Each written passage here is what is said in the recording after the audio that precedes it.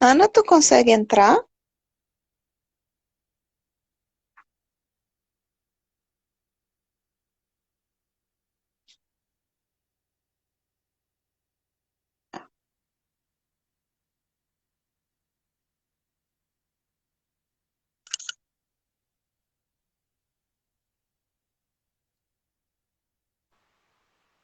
Aê, Bom dia, bom dia. Tá me ouvindo bem? tô te ouvindo bem, tô de fone, é para facilitar, não tem muitas interferências. Eu fiquei Bom dia, tentando. Ceissa. Tô Sei vendo o se solzinho dela. uma hora dessa, acho que ela tá em Bali, que tá. Sei se toda vez eu postando paisagens assim lindas. Não sei por onde é que ela Ceissa, anda agora. Ceissa é rica. Eu tinha mandado pro Instagram da Humanamente também, mas não foi. Mas enfim. Bom dia para quem estiver assistindo depois gravado, porque normalmente o pessoal assiste gravado mesmo, já tô acostumada. Mas hoje a gente vai falar um pouquinho sobre a questão da saúde mental dos pais que têm seus filhos em terapia. A Ana, além de terapeuta também na Humanamente comigo, é a mãe do Davi. Davi tá por aí? Tá por aqui, já tá dizendo mãe, mãe, mãe, mãe. O Davi faz acompanhamento comigo, é o nosso paciente modelo praticamente, porque toda vez que vai fazer divulgação, alguma coisa, diz, vamos trazer o Davi. Isso, é o garoto propaganda. É o garoto propaganda da clínica já. E acho que é os protocolos tudo que a gente vai fazer, vamos dar uma testadinha no Davi, ver como é que fica.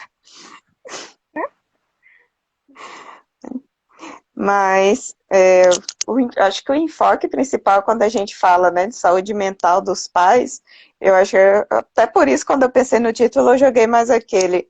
Hoje meu filho tem terapia, e fica a pergunta, e agora, né? Porque normalmente o pessoal pensa, levo, aproveito, emenda assim umas duas, três terapias, aí eu digo, filho, volta para te pegar daqui 2 horas, 3 horas, tá bom? Mamãe já volta. E às vezes pega assim uma terapeuta mais enjoada, tipo eu e a Ana, que no final da sessão pega os pais, vem cá, papai, vamos conversar um pouquinho. E fica Exatamente. meio. Tem alguns pais que eu vou chamar ali, ele me olha assim, foi que eu fiz, foi que aconteceu, o que esse menino fez lá dentro. Mas parece assim, não é um costume da nossa cultura, eu acho, isso de vamos acompanhar no médico. É engraçado que no médico, no pediatra, os pais entram já naturalmente, né? Ninguém discute assim, se vai chamar a mãe para o consultório do pediatra e entregar a criança. Ninguém nem tem esse pensamento. Entra a mãe, às vezes não quer nem levar a criança. A mãe vai na consulta sozinha. É verdade. Assim, quando eu vejo que a necessidade maior na criança, eu chamo os pais com mais frequência, justamente por essa participação e extensão, né? Porque muitas vezes a criança se condiciona a ter um comportamento assertivo dentro do consultório, mas saiu da portinha, volta tudo como se nada tivesse sido feito ali dentro. Então, se a gente não tivesse essa parceria, fica muito difícil. Essa semana mesmo eu tive um paciente, eu não tava com os pais do lado de fora e chorando e não queria entrar. Aí ele andou um pouquinho mais para longe, eu aproveitei, eu levei ele para longe, eu disse, vem cá, vamos então só passear de elevador. Subiu, quando ele trocou de andar, que tava só eu, ele e o AT, que o AT é o nosso assistente terapêutico, o meu, no caso, é o Vinícius, que era para estar online aqui, obrigação dele, mas não tá. Vou tirar meio ponto, estagiário, provar o estagiário. Mas quando tirou da presença dos pais, que você troca o comportamento, né, do cuidador, o menino parou de chorar, foi tranquilo, É né? automático, Daí né? foi. E depois até foi curioso, que a mãe falou, ele voltou chorando no carro. Eu digo, no carro, já estava no carro, não era mais na clínica. Depois eu vou ter que explorar com eles o que está acontecendo no comportamento dos pais que está influenciando nisso daí, dele achar que pode, né? Ter esse comportamento ou de birra ou alguma sobrecarga sensorial, pode ser, vai saber. Ainda tem que Mas investigar mais a fundo. às vezes é atenção, né? A busca por atenção excessiva que eles fazem. Então acaba que talvez pelos pais não saber que essa é uma busca de atenção, vamos dizer assim, trocar essa situação por outra. Meu filho, você não precisa disso, a mamãe te ama, a mamãe tá aqui com você. Tentar trocar esse comportamento que não é assertivo por um comportamento assertivo. Muitas vezes, quando o pai entra na sessão, o comportamento da criança altera todinho. Né? Muitos pais já falam assim, todo mundo que fica com ele diz que quando eu chego, ele muda de comportamento. Eu acho que eu estrago meu filho. Eu disse, calma, mãe, calma, que não é bem assim. Mas justamente a criança busca muito essa atenção. Resposta, então, a busca por atenção. Então, a busca por atenção, como eu havia dito. Filha, mamãe tá ocupada, tá? Mãe, tem uma resposta. Tu tem uma resposta? Qual é a resposta então, gente, dele? Hoje a gente vai ter participação especial do Davi, né? Que de vez em quando vai aparecer aqui de alguma forma. A gente vai tentar organizar isso, tá bom? Davi é um dos nossos pacientes mais assertivos, que tudo ele participa, mas pelo menos ele é assertivo, né? Ele diz, olha, eu tenho uma resposta para você, mamãe. Davi é uma benção. E aí, né, essa questão que você levantou, que a gente entra na importância dos pais também fazerem acompanhamento, né? Que, por exemplo, como falou agora, meu filho, sou eu que estrago meu filho, não sei o quê, mas às vezes a gente vai tentar explicar que não é uma questão de estragar, é uma questão de que todo comportamento da criança tem uma função, tem um motivo. Então, a partir do momento que ele está se comportando assim com você, tem alguma coisa em você que é o motivador desse comportamento. Só que a primeira coisa que, né, as mães principalmente, que já estão sobrecarregadas, que já tudo, elas são acostumadas que a sociedade tudo joga que a culpa é da mãe, a mãe que não está criando direito, a mãe que não educa, a mãe que isso, a mãe que aquilo.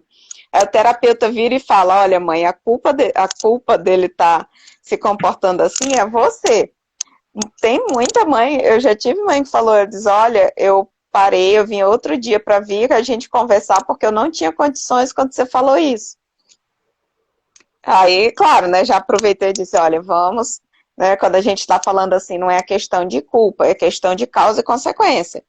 Mas Exatamente. não é eu sou uma mãe ruim, ou eu faço errado, eu não sei criar meu filho. É o primeiro pensamento automático que pula, assim, na cabeça da pessoa. Eu vejo nos olhinhos da mãe. Já entrou, chega ela, você vê aquele clique, ela liga o modo defesa. Eu? Não, jamais.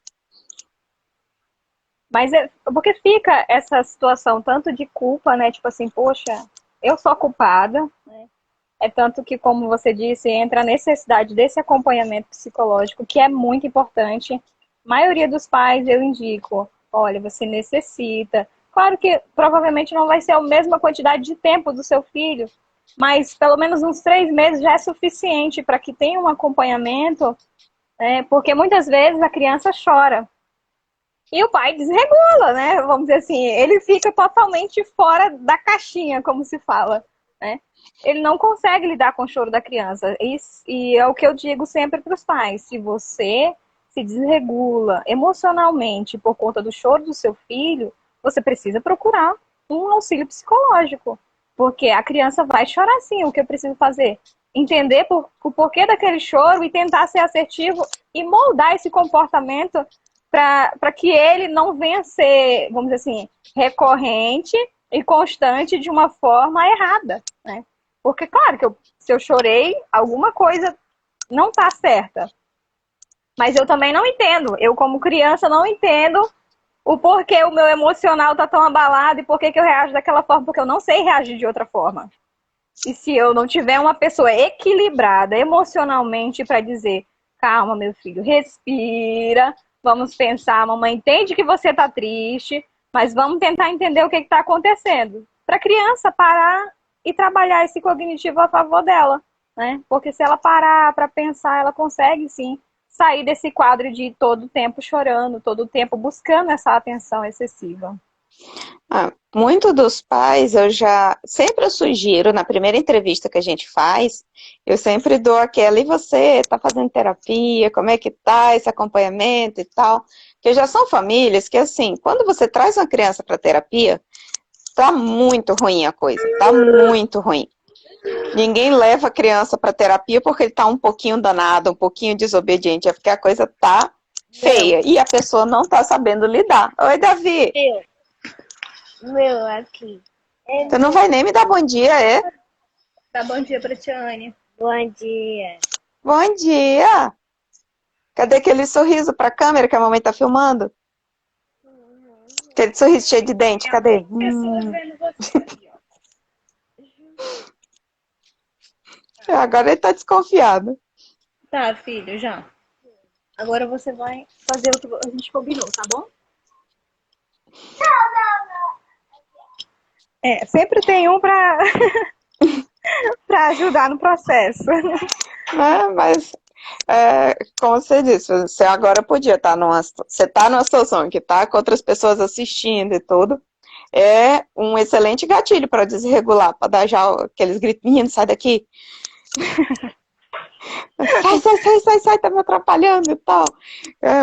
Quantas vezes não aconteceu que vira até aqueles vídeos meme na internet, né? A mulher falando de equilíbrio emocional e disciplina positiva. O menino passa atrás, sai, peste, não sei o quê.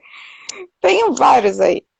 Eu já vi alguns vídeos. Assim, eu procuro não trazer essa situação de gritos, de estar, vamos dizer assim, tentando com força, e com agressão buscar um comportamento assertivo no Davi e nas crianças que passam por mim, né?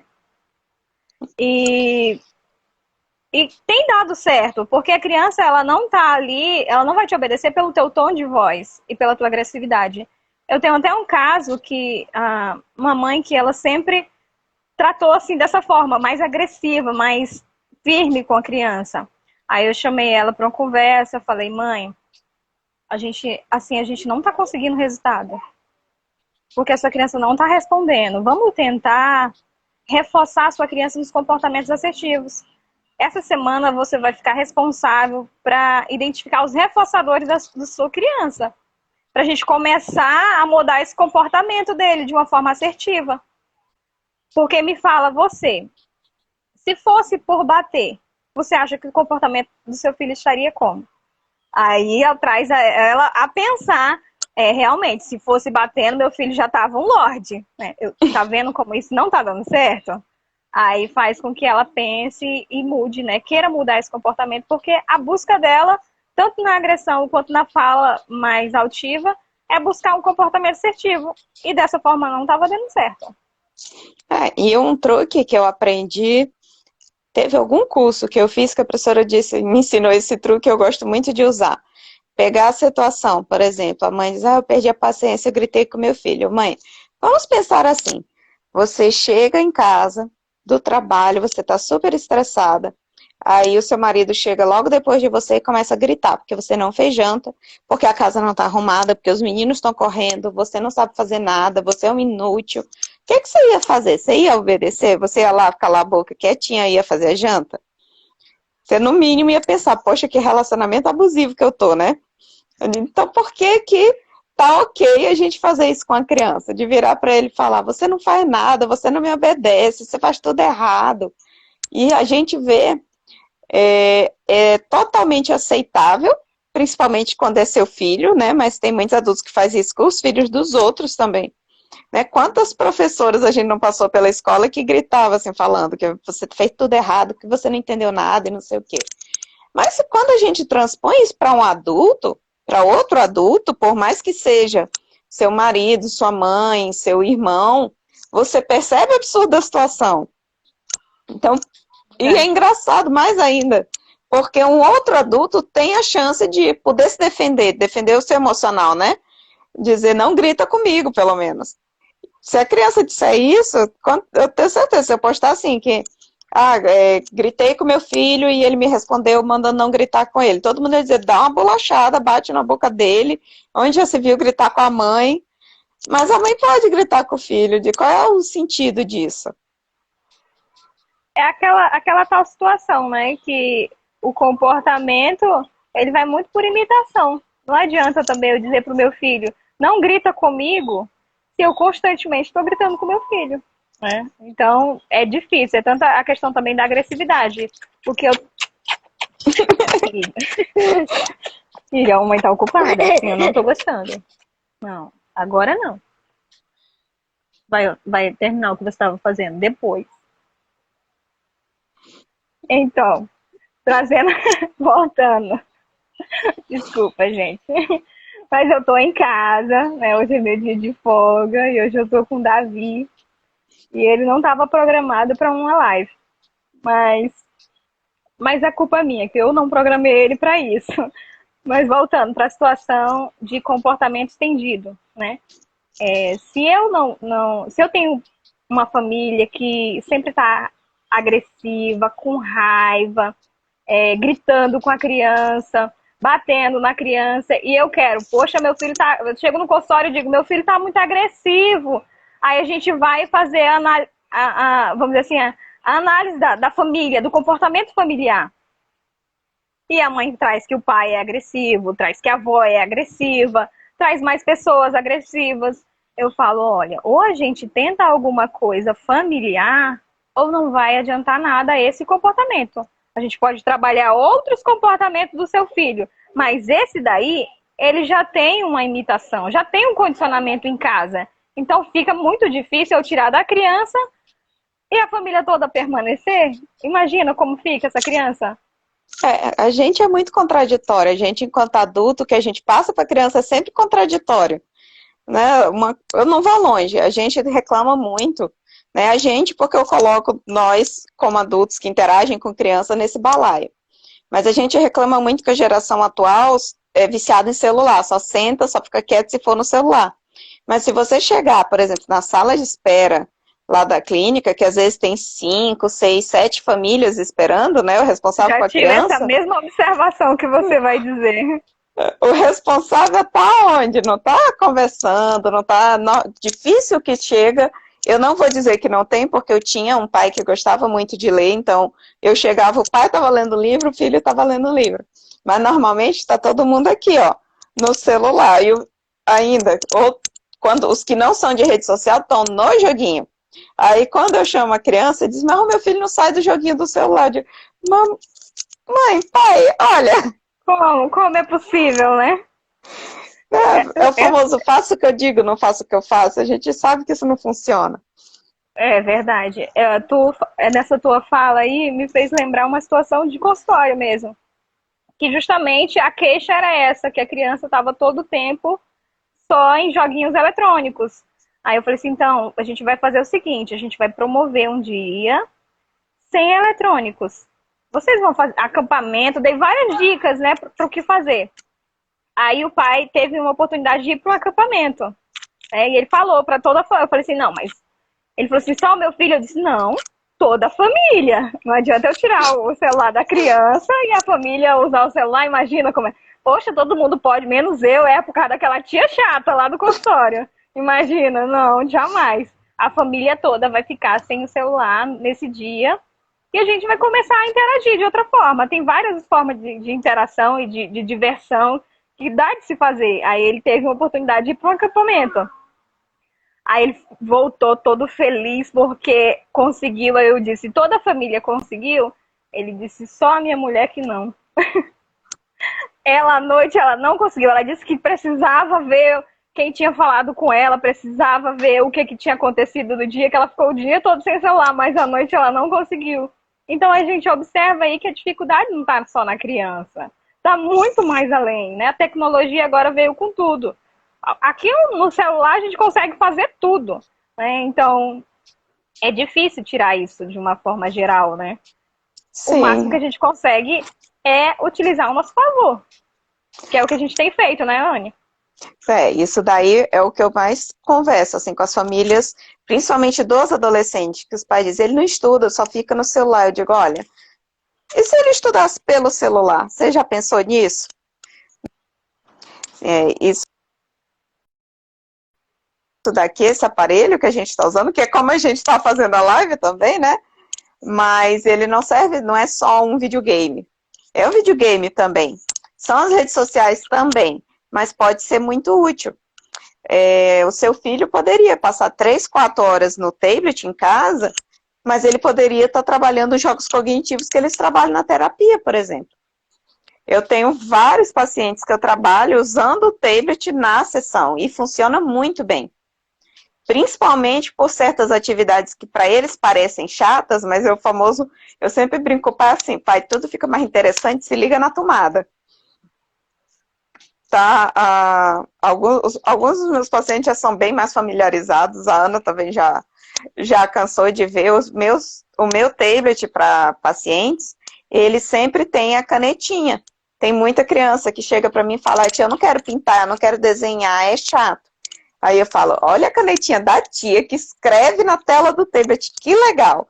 Aí ele, tia, que diferente, que legal, não sei o que. Eu digo, vamos testar, vamos fazer um desenho com a canetinha no tablet? Ele, vamos, e faz e desenha, e pinta, e escreve, faz, acontece. Eu digo, não gosto de desenhar, né? Tá bom. É exatamente isso. Dá de usar muito a tecnologia a favor. Como eu tinha também uma criança que ela não tinha aversão a quebra-cabeça. Ela fazia tudo, TDAH, né? Fazia tudo menos o quebra-cabeça, porque ela não conseguia se concentrar para fazer. Aí eu baixei um aplicativo de quebra-cabeça, falei, vamos, olha, a gente vai fazer aqui no celular para ver se você consegue.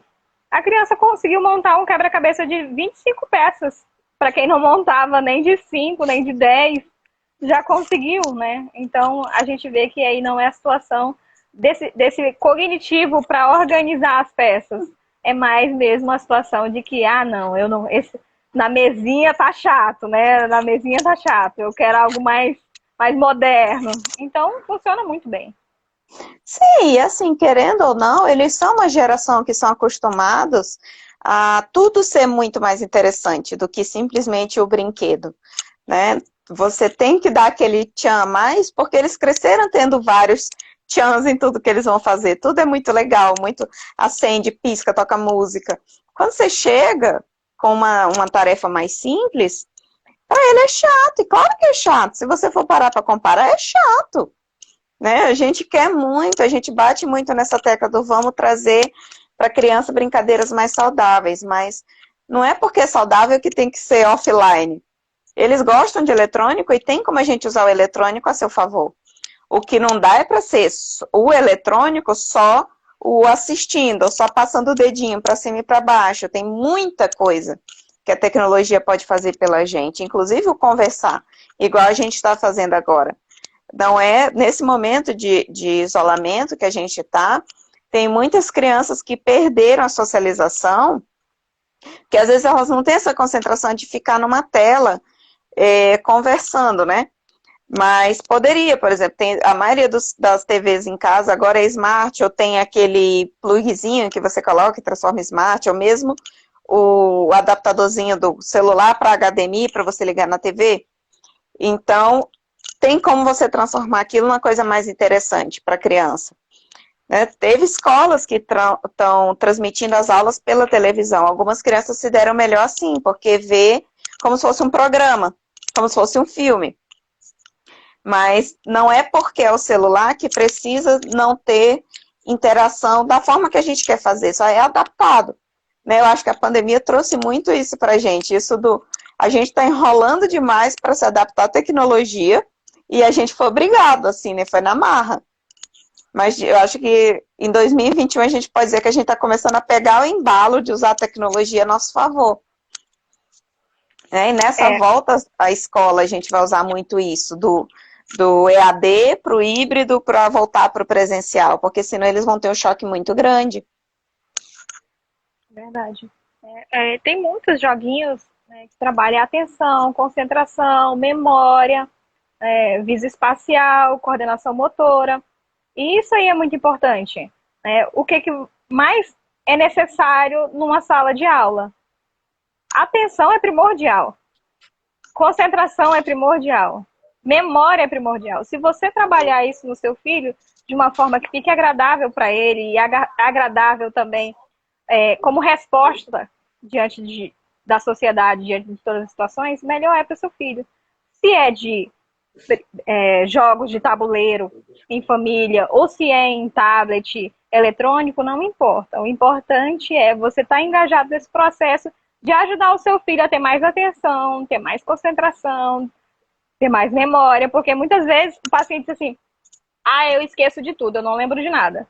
Isso é um paciente criança, né? Vamos dizer assim, 12 anos, 11 anos, quando já está entrando aí na adolescência. Mas eles trazem essa situação de dizer que não tem. Aí eu falei assim, tá bom. Então a gente vai encerrar esse assunto, a gente vai fazer um joguinho aqui. Joguinho de memória, né? Trago para a mesa um joguinho de memória. Aí a gente faz o joguinho, eu presto atenção se ele observa, eu levanto as cartas, deixo ele perceber bastante aonde estava.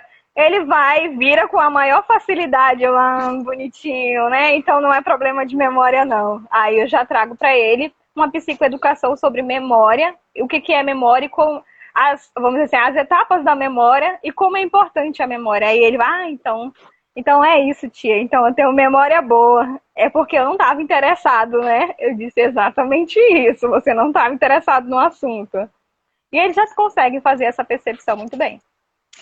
E assim, uma coisa que eu já fiz essa experiência algumas vezes, agora eu tenho uma forma mais sutil de colocar, mas basicamente, com muitos dos meus pacientinhos, eu trabalho essa questão de joguinhos de desafio, porque sempre você colocar como desafio é mais interessante. Sim, com certeza. Que foco, concentração e joguinhos que vão subindo de nível, né? Porque, na verdade, todos os joguinhos, quando você vai olhar, eles sobem de nível de dificuldade. Que a maioria de nós, adultos, não consegue fazer. E eles, com treino, vão fazendo. Para quem não sabe, a Ana também é neuropsicóloga, junto comigo lá na clínica. E a gente fez essa experiência a gente estava aplicando a técnica do neurofeedback uma na outra, e para aplicar o neurofeedback a gente está usando em atividades de concentração, foco, atenção seletiva, atenção concentrada, para ver como é que estava o funcionamento das ondas, né? O pré-frontal, como é que estava funcionando. E eu digo, bom, já tinha uns 2 meses que eu acompanhava um garotinho que a gente estava trabalhando o foco dele, que era bem ruinzinho para tarefas. E ele completou todo o joguinho. Aí vou começar lá, são 20 níveis, eu digo, eu vou começar dos 6 para dar uma aquecida e vamos lá. Menino, que a gente apanhou com esse jogo. 30 anos na cara, e eu e a Ana, apanhando pro jogo. Exatamente. E a gente viu também a questão da impulsividade, né? Que às vezes a gente fala assim, a criança é muito impulsiva. Aí a gente, na hora de selecionar, na hora do jogo, aí, meu Deus do céu, a gente sabe o certo, mas acaba errando por conta da impulsividade. Imagina nossas crianças. Não é isso? O quanto que a gente ficou, depois que a gente se aplicou, né, nós ficamos debatendo um pouquinho isso e baixou aquela consciência pesada, assim, de o tanto que a gente, enquanto terapeuta também, eu revi muito minha postura no consultório depois daquilo. O quanto que a gente exige da criança, coisa que a gente adulto não faz, a gente não tem esse costume. E quer exigir dos pequenininhos, né? Isso é uma das coisas que a gente tem mais oportunidade de trabalhar quando a gente fala em questão de treinamento de pais, né? Só que o treinamento de pais, normalmente, ele é voltado para pais de crianças neuroatípicas e como lidar com essas crianças autistas, crianças com TDAH mais elevado, que o comportamento está muito disruptivo, então a gente costuma fazer treinamento de pais para essa questão de aplicar a aba em casa, né? Análise do comportamento aplicada. Mas depois daquela, me bateu assim, uma autorreflexão, né? De que eu também precisava começar a parar e pensar o tanto que eu estava exigindo das crianças, muito mais do que a gente exige de um adulto, mas muito mesmo. Porque ele estava no nível 20, eu estava apanhando para o nível 6. Claro que assim, na consulta eu não ficava, não, você errou, não sei o que, estimulando ele, com o estímulo certo, ele conseguiu ir longe. Você consegue, né? Você consegue. O reforço social ali sempre. E a gente tinha até combinado um prêmio quando ele fechasse as atividades e tal. Aí depois eu fiquei, rapaz, nem eu tinha conseguido esse diacho desse prêmio. Exigindo da pobre da criança, o bichinho. Ele persistiu, acho que uns 4 meses, só faltava uma atividade para ele completar quando a gente foi para o recesso. Mas a gente não tem essa percepção de que criança é criança. E é uma coisa que A gente acaba precisa ir. exigindo muito, né? Sim, precisa ir para terapia. E a gente, enquanto profissional, parar e fazer essa reflexão, né? Meia culpa aí também, que eu fazia isso antes e a gente no dia a dia, com o costume, liga meio um pouquinho no automático e se esquece desse tipo de coisa, por exemplo. Eu acho que Exatamente.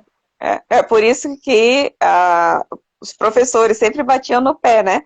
Vamos fazer terapia, galera, que o terapeuta também faz terapia, não sei o quê. E a gente, no automático, às vezes, deixa essas coisas passarem, precisa, né, ir para terapia, nem que seja com a amiga, para tomar esse puxão de orelha, se colocar no lugar da Sim, criança, né? E se verdade. é importante para a gente que é profissional, que passa 40 minutos, às vezes 1h20, que são 2 ou 3 sessões, imagina você 24 horas, de 7 da manhã, 7 da noite, com a criaturinha do seu lado, às vezes desregulada, querendo atenção, porque você trabalhou o dia todo, só que aí você chega no final do dia, você tá acabado, você não tem energia para brincar com ela, e ele passou o dia todo sem te ver, ele vai querer sua atenção, né? O Davi hoje tá um santo aí, porque a Ana trabalha a semana inteira, Uhum. né? E mesmo à noite, quando chega, que termina os atendimentos, à noite ainda tem muita coisa para fazer, né, Ana? Não é só Tem. atender, o nosso não é a profissão de 8 às 18, que você chega em casa depois de bater o cartão e não tem mais nada para fazer. Então, Mas esse assim, é o horário. é verdade, de fato. O que funciona muito aqui em casa é o diálogo, né? A gente sempre conversa, acerta. Se a gente combina de brincar, eu falo assim, filho, a gente vai fazer tantas quantidades de vezes, né? É num comum acordo. E ele entende. Ele fala assim, tá bom, mamãe. Aí antes de acabar, eu já dou o antecedente, filho. Lembra que é só mais essa vez? Aí ele pega e fala: tá bom, mamãe, então agora eu vou fazer tal coisa. Ele já se direciona, mas é uma conversa. Porque também não dá da criança se sentir deixada porque você está muito cansado, você tá muito, vamos dizer assim, tá muito cansado do dia a dia, né? Então é importante ter esse diálogo com ela, com a criança. E você acha assim, a criança não vai ter entendimento para processar isso. É engano seu. A sua criança vai ter esse entendimento sim. Basta você ter esse cuidado desse diálogo. E também colocar esse diálogo a Vamos, nível da criança, né? vamos lá. Porque muitas das vezes a gente fala muita coisa e foi uma experiência que, assim, a Ana entra nos atendimentos junto com o Davi e a gente estava aplicando alguns protocolos nele de avaliação e teve muita coisa que ela falou, Anne, a instrução do teste era assim, mas se tu tivesse falado desse jeito, ele teria feito, ele teria conseguido fazer. Eu digo, como é interessante a gente ter esse retorno, né?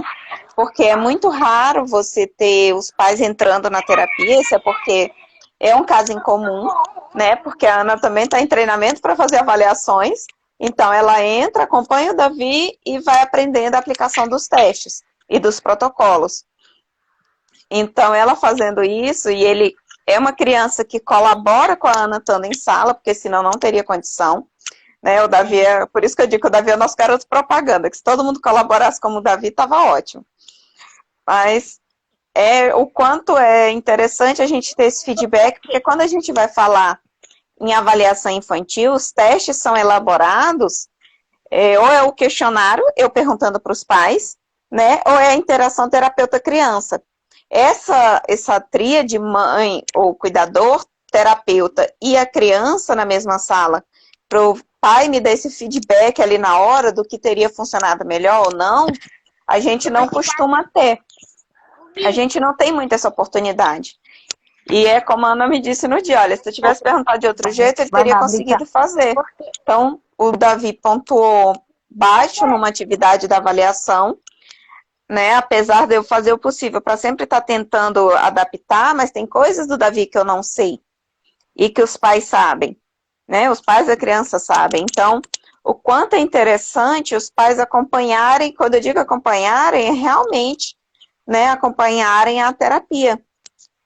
O plano do nosso prédio quando a gente reorganizar tudo, mas o plano desde sempre é que tenha um espaço na nossa sala para os pais ficarem e assistirem às sessões, né? O plano inicial era por quê? Porque quando a gente fala em terapia ABA, é muito importante que o comportamento seja levado para a rotina de casa. Então, a gente precisa ficar tirando horários da criança para fazer esse ensino para os pais. Então, o conceito era que o quê? Que o pai assistia a gente fazendo e já ia aprendendo. Então, a gente ia lá, tirava uma dúvida ou outra e ele continuava a terapia em casa. Assim, a gente elimina aquela necessidade de treino em aba, terapia de 15 horas, de 20 horas, de 40 horas. Não tem necessidade disso em consultório, é muito cansativo. Mas, quando eu paro para pensar certos casos, principalmente essa oportunidade que o Davi me trouxe, eu vejo o quanto seria interessante para todos os pais, né, assistirem pelo menos uma sessão no mês, tirar e realmente sentar e assistir. As minhas crianças, assim, basicamente de 4 anos para baixo, eu faço questão da mãe na sala. A mãe é o responsável que tiver pela criança, justamente para estender, porque como a dificuldade, a necessidade de suporte é bem maior numa criança de menos idade, se ela não tiver essa quantidade e, vamos dizer assim, continuidade em casa, se perde muita coisa. É como se, assim, eu fizesse algo, ensinasse algo, mas se eu não tiver essa colaboração, passou-se uma semana e aquela criança não conserva nem o que a gente tentou em consultório. Então, eu sempre falo, não, você entra, mas fica aqui dentro da sala como se fosse uma mobília. Se a sua criança chorar e for para cima de você, você vai ficar, não vai pegar ela no colo, mas você vai ficar perto dela. Porque muitas crianças desregulam assim, essa idade, vamos dizer assim, até 4 anos, tem uma necessidade maior, né? Ela busca sempre os responsáveis.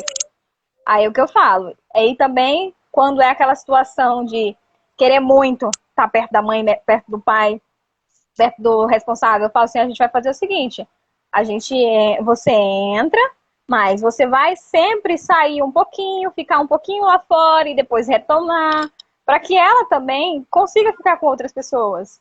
Porque se for dessa forma, só em cima de você, só você sendo responsável pela criança, você não vai conseguir. Porque a criança, ela precisa dessa autonomia também. Né? E muitas vezes também acontece de só um pai ser o responsável pela criança e pegar a criança, fazer tudo, levar na terapia, fazer isso, procurar médica, e o outro não colabora da mesma forma. Então a carga fica muito grande para cima de um pai só. É o que eu sempre digo também. Olha, você tem que puxar a responsabilidade do outro também, porque você não fez a criança sozinha. Né? Então, é uma família, então a família tem que estar engajada nisso. Porque senão a gente perde muita coisa. Eu gosto muito de falar assim para os meus pais, né, de terapia infantil, quando eles vêm na anamnese, na primeira consulta, dizer, olha, para dar certo, não em aba só, mas terapia cognitivo-comportamental Sim. também, né? A gente vai ter que ser um time, então você tem que jogar no meu time, não contra mim. Exatamente. Então, e assim, você vê até engraçado, porque quando o laudo pede assim, tratamento com equipe multidisciplinar, nem passa na cabeça dos pais que a equipe multidisciplinar inclui a família. Inclui a família, né? Verdade. Aí eles dizem, eu quero a fono, eu quero a psicomotricista, eu quero a TO, eu digo, ótimo, eu quero a mamãe, eu quero o papai, eu quero a vovó. Mas aí entra aquela situação que você já citou hoje mesmo, de vou deixar lá, vou aproveitar esse horário que eu tenho vago, que ele vai de uma terapia para outra, e vou fazer as coisas que eu não consigo fazer com ele, né? E não dessa forma de, não, eu vou ver o que realmente eu tô acertando em casa, o que tá faltando, aonde eu posso melhorar.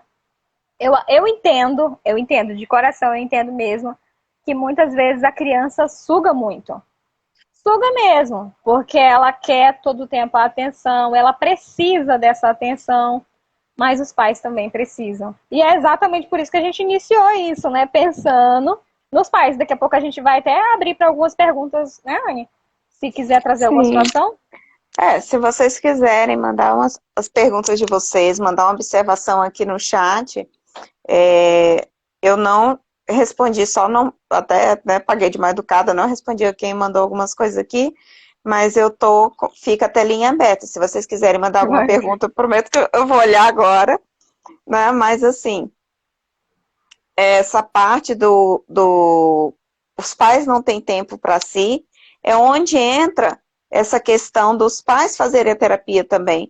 E eu acredito assim que até uma oportunidade que a maioria não tem, porque na maior parte das vezes são separados, são prédios separados, clínicas separadas, mas eu diria que os nossos pais são bem privilegiados, porque ao mesmo tempo que a gente tem muito terapeuta infantil, tem um andar só de terapia adulta, né? Então, por ter muitos profissionais, dá para você marcar.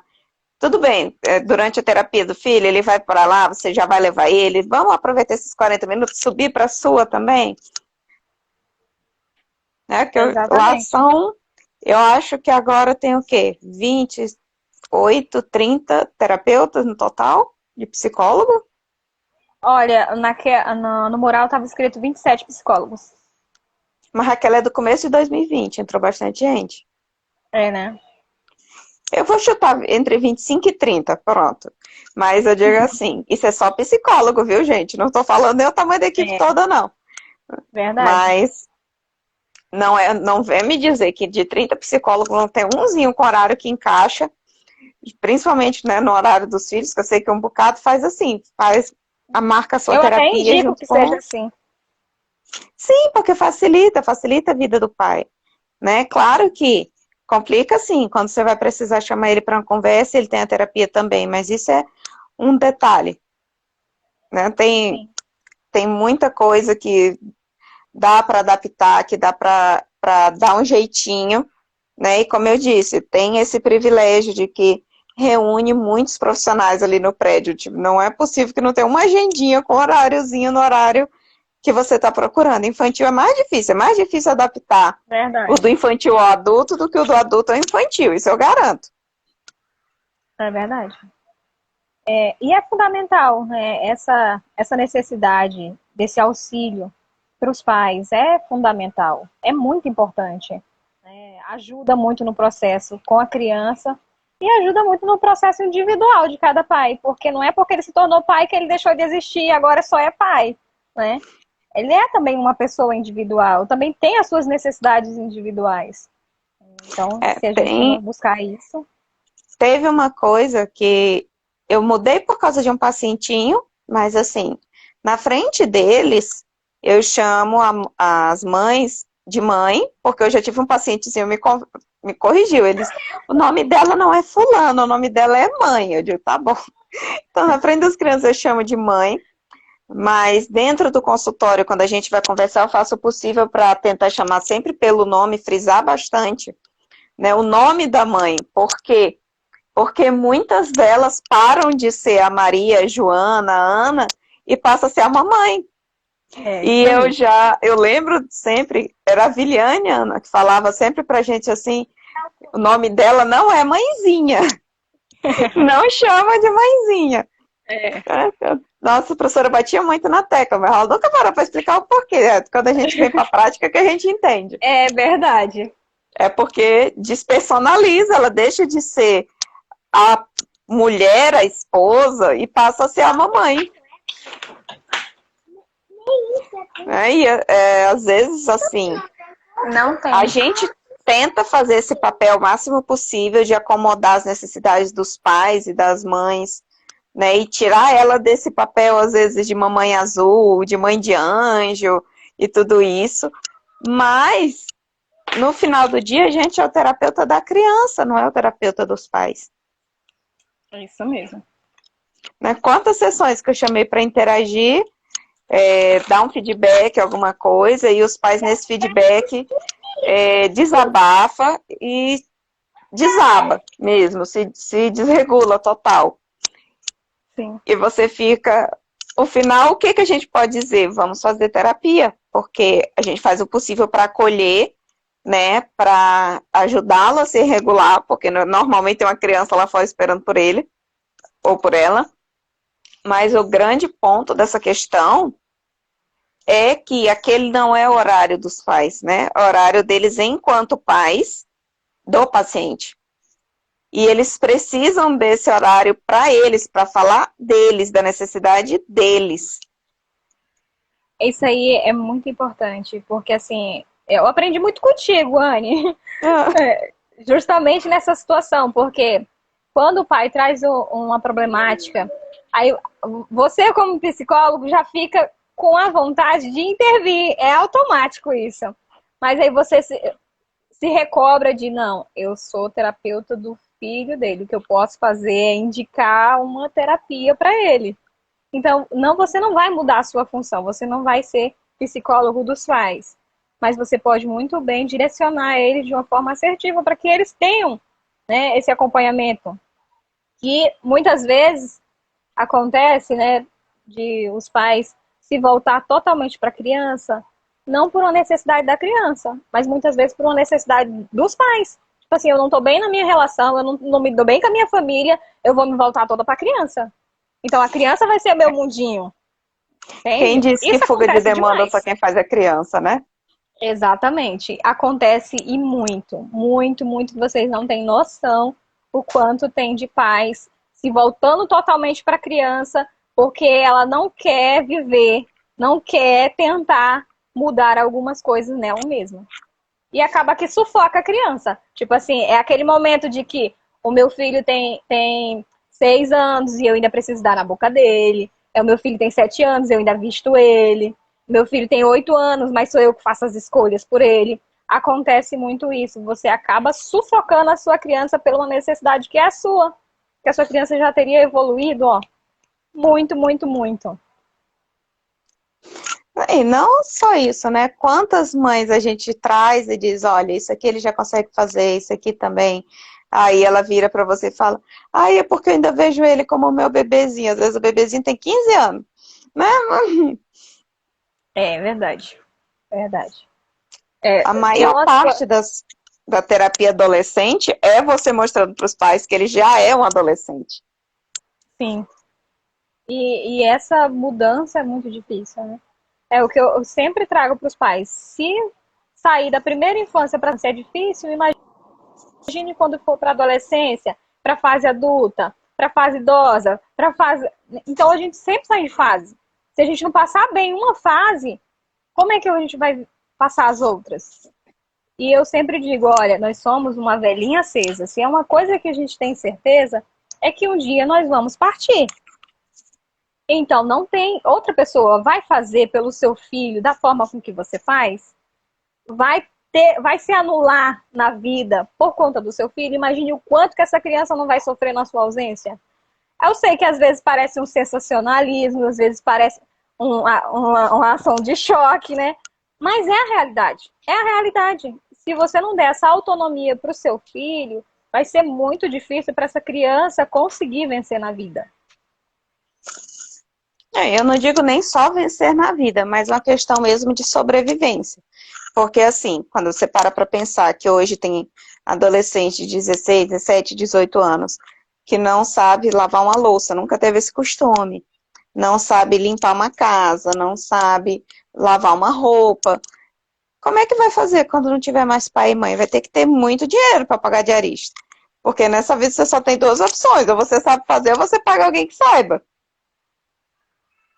Fica difícil ele aprender a buscar dinheiro porque ele já está acostumado a ter tudo na mão. Então, Né? vamos dizer assim, é uma situação bem grave. A gente olha só a questão infantil, mas se não der certo no infantil, na fase adulta, vai ter muitos problemas. Vai ter problemas demais. Então, vamos se preocupar com essa fase, que é muito importante. Né? E não individualizar que é só a criança. Existe uma família envolvida nisso. Não é só a terapia do filho. É o pai que necessita também de cuidado, que necessita também desse olhar. E necessita de reconhecimento. A moça que tá, a Vitória, está falando que quando a criança é criada pelos avós, né, os avós ainda são mais açucarados que os pais. Né? Acontece muito isso. Acontece, é uma realidade. Mas quando a gente traz justamente esse pensamento de evolução, de que eu estou fazendo para ajudar. Um exemplo que eu sempre trago para os pais assim, traz o cartão de vacina. Aí a família traz, né, o cartão de vacina. Eu observo se está faltando alguma vacina. Vejo que está em dias. Eu falo assim, como é para você levar seu filho para vacinar? Ah, eu sofro muito, eu viro a cara, eu choro junto com ele. E por que você leva? Ah, porque vacina é uma prevenção que vai evitar que aconteça muita coisa. Exatamente, é esse o pensamento que eu quero que você tenha em relação a alguns comportamentos com seu filho. Por que você faz com ele? Ou coisas que ele é capaz de fazer. Você está deixando de dar essa vacina. Aí ela, poxa, eu nunca tinha pensado dessa forma, mas é um choque de realidade que traz para a família, né? Por mais que doa, é uma dor necessária e muito importante para o crescimento. Até os nossos ossos, quando a gente é criança, dói para o crescimento. Imagine a gente dizer um não. O não é fundamental, porque tem muita gente que fala assim, eu crio ele, mas eu tento não usar o não. Você já ouviu falar, né, dessa... Uhum. Tudo bem, funciona em casa, você faz, aí ele vai para a escola. A professora não fala não, ele vai para outro lugar. Ele vai ouvir esse não? Como é que vai lidar uma criança que não ouve não em casa com tanto de não que tem lá fora? Para ele vai ser muito mais difícil. Muito mais difícil. E eu sempre digo, às vezes até quando eu faço terapia adulta também, né? Porque o meu público já é mais misto, eu atendo não só crianças, mas com os meus adultos eu sempre brinco assim, eu digo, olha, isso daqui é assim, assim, assim. Aí ele não me escuta e a vida vem, né, e dá aquela lapada. Eu digo, olha, sempre na vida você vai ter duas escolhas. Você pode aprender pelo amor ou você pode aprender pela dor. Só quem ensina com amor é a mamãe e o terapeuta, porque a vida é na base da porrada. Verdade. É o que eu digo, a gente também está falando questão das crianças aprenderem só com os pais e tal, e eles desobedecerem e não aprenderem o que você quer. Gente, tem adulto que não obedece na terapia. A gente pede o exercício da semana, quando chega na outra sessão, a cara mais limpa. Você fez? Fiz não. Você pede de novo, e aí, você fez? Eu esqueci, não lembrei, deixei em casa. Aí, a maioria dos meus exercícios eu já passo usando aplicativo, o próprio aplicativo da nossa clínica, que tem registro de humor e tudo mais, ou algum outro aplicativo, para não ter desculpa de que esqueci, porque fica no celular. Mas é impressionante, dessa idade, né? E a gente exigindo de uma criaturinha de, às vezes, 5, 6 anos, que faça tudo bonitinho. Aí o menino esquece o dever de casa do outro dia. Mas você não tem responsabilidade, não sei o quê, pipipi, popopó.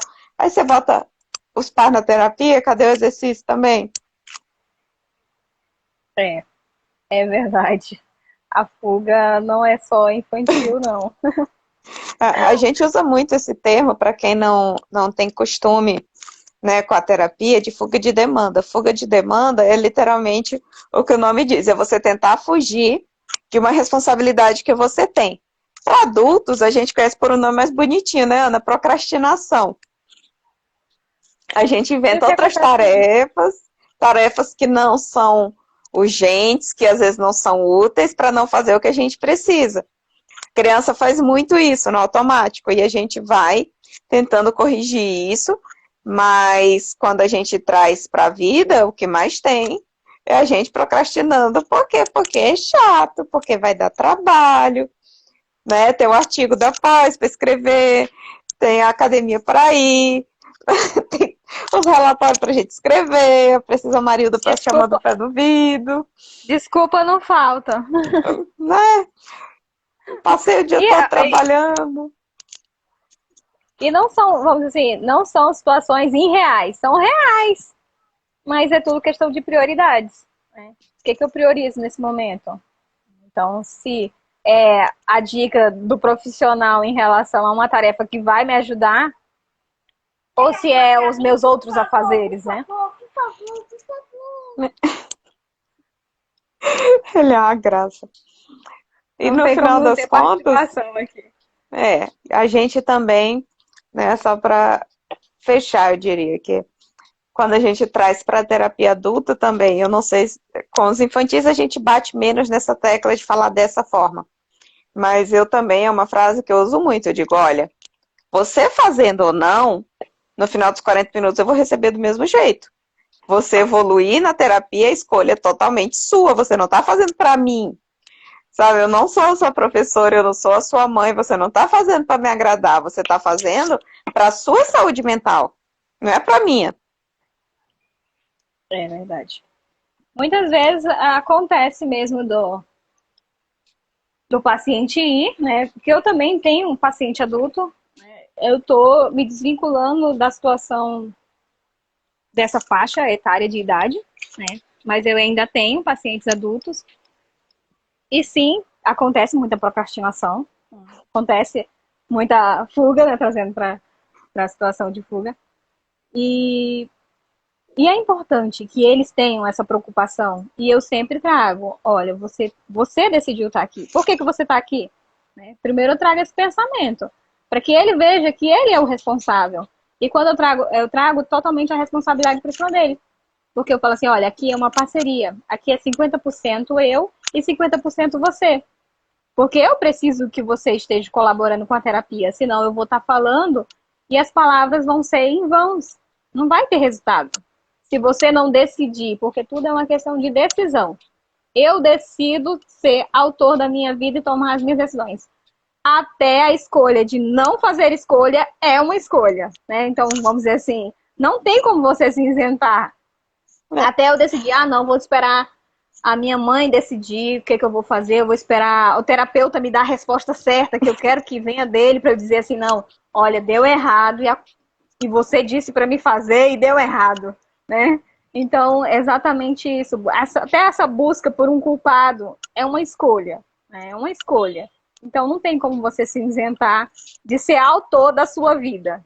Então, é um processo. E querendo ou não, né, eu diria assim, a minha postura e a sua, a gente sempre deixa claro que tem pacientes que às vezes a gente vê que eu poderia me aposentar atendendo aquele paciente, se eu quisesse, mas eu e você, a gente encaminha quando vê que não vai ter resultado, né, porque o nosso foco é em ter um resultado para o paciente evoluir. Mas tem muitos deles que vêm para essa postura com a terapia e entra no que a gente escolheu para falar hoje, dos pais em terapia. A gente não está pedindo para vocês fazerem terapia para facilitar o meu trabalho com seu filho. Claro que ajuda, mas é para a saúde dos pais. Né? Vai ajudar a criança? Com certeza. Mas vai te ajudar a lidar com a criança. Porque aqueles 40 minutinhos da criança comigo, ele vai responder à minha autoridade, à minha disciplina. Então, comigo, ele vai se comportar. Você fazendo ou não em casa, a não ser casos mais extremos, eles colaboram com a gente. E eu posso passar o resto da sua vida atendendo seu filho. Né? Recebendo do mesmo jeito. Mas essa não é a postura que a gente quer.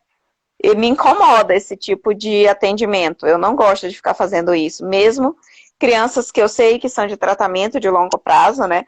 Principalmente os autistas mais moderados a grave, costumam passar alguns anos em terapia com a gente, porque eles não trocam de fase de desenvolvimento com tanta facilidade assim. Mas o nosso objetivo é que eles tenham a alta, não é eu ficar, né, com seu filho e criar ele junto com você até os 18, não. E com certeza vai ser uma passagem bem mais fácil para os pais, se eles tiverem um acompanhamento também. Porque os meus, principalmente por serem mais velhos, estão nesse sofrimento. E é por isso que a gente vai tanto nessa tecla. Então, com essas crianças, esses anjos azuis, principalmente, né, são os que pecam mais, já são adolescentes, já têm suas necessidades, os seus quereres, e os pais não estão sabendo lidar com essa mudança da fase da criança. O pai sofre mais com a criança mudando de fase do que a criança. Verdade. É verdade. Porque tem situações que os pais, criança assim, né? Que não é criança, é adolescente, de 16 anos, dormir no mesmo quarto que os pais. Isso aí é um atraso para a criança, para o adolescente, e é um atraso também para a família. Não é só para criança. Porque imagina como é que é a vida conjugal de um pai que tem um menino de 16 anos dentro do quarto. Não existe essa vida Né? Que vida conjugal, né? conjugal. Como é que pode isso? Eu não sei como eles fazem, não sei se existe essa vida. Então é complicado, é complicado. Se você Né? não se preocupar com isso, você vai estar atrasando muito, tanto o processo do filho quanto o processo da família. Eu diria assim, que o resumo dessa 1 hora que a gente conversou aqui um pouquinho, né, seria assim, hoje meu filho tem terapia e agora vamos para terapia também, né? Todo mundo devia fazer Exatamente. terapia, gente, é maravilhoso. Faz assim um bem danado até pra pele, fica tão melhor quando a gente dorme direito, né, Ana? Que as olheiras chegam tão assim comendo aqui a gente. E do pessoal que está nos assistindo, vocês têm alguma dúvida, tem alguma pergunta que vocês gostariam de fazer?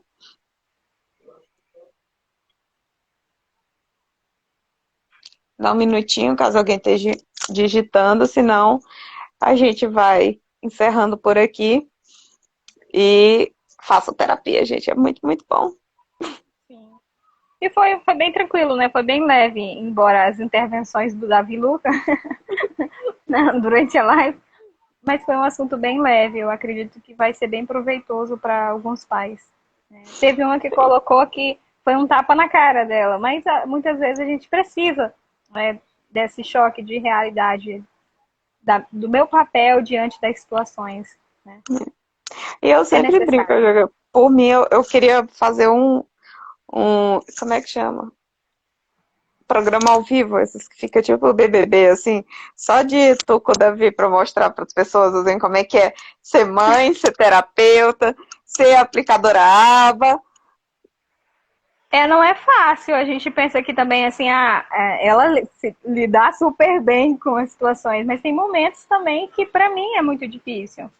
Porque tudo que envolve o emocional, né, torna um pouquinho mais difícil. E muitas vezes a gente não consegue compreender exatamente a necessidade daquele momento.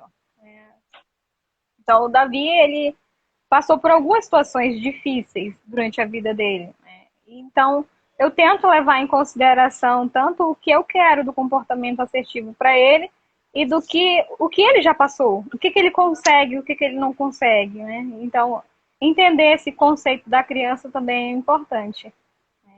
É Lembrar que é fundamental. criança, né? Exatamente. Exatamente.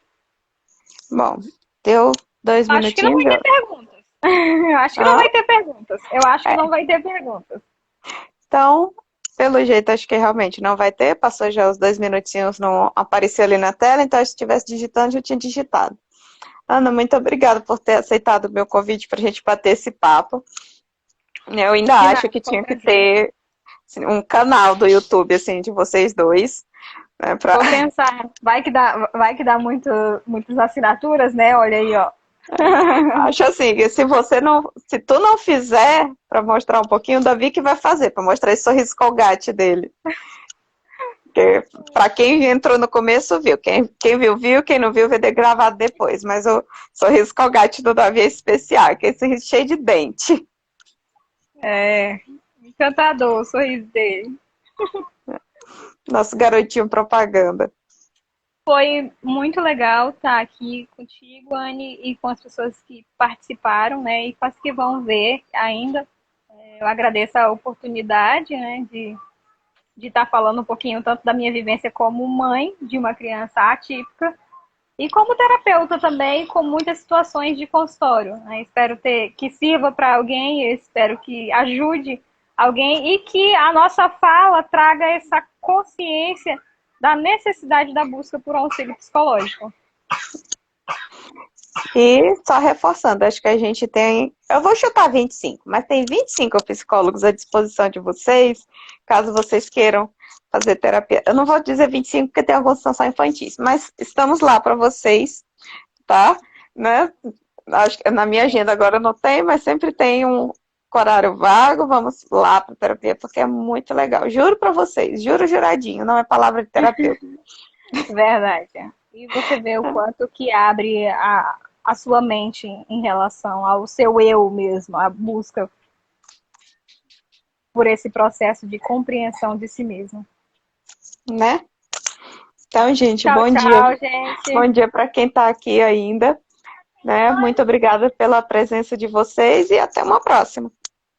Tchau, tchau. Qualquer coisa vocês deixam perguntas e respostas onde fica salvo, que aí a gente acompanha vocês e tenta ajudar da melhor forma, tá bom? Se quiser falar no privado também, ficar com vergonha, às vezes a pessoa fica com vergonha, né, de se expor, mas aí se quiser trazer também para um bate-papo, não tem problema no privado, tá bom? Tchau, tchau, gente, foi um prazer. Tchau.